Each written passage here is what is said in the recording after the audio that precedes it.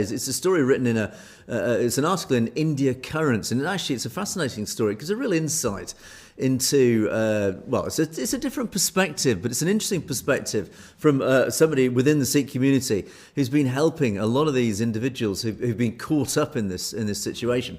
And the story is about this guy Simran Singh and his saver, his selfless service, and is a really fine individual. Simran Singh has really stepped up when he discovered obviously what was going on with these ICE detentions, and he's just a young lad. He's a 33-year-old insurance broker based in California.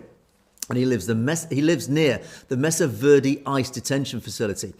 And he's as part of his sort of daily routine, he meets the 60-odd Sikh detainees held at the detention centre.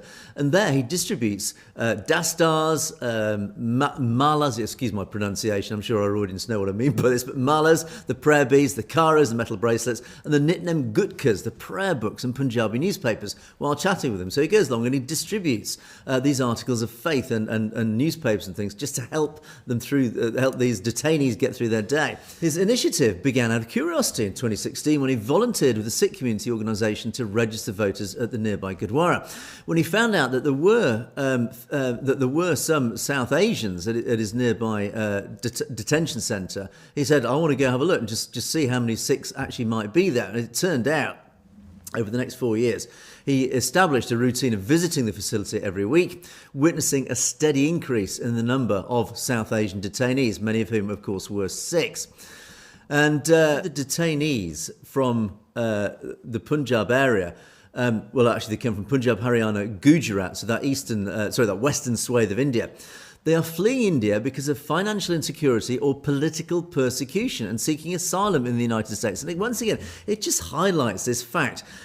India is supposedly a democracy. India broadcasts, it advertises itself as we are the largest democracy.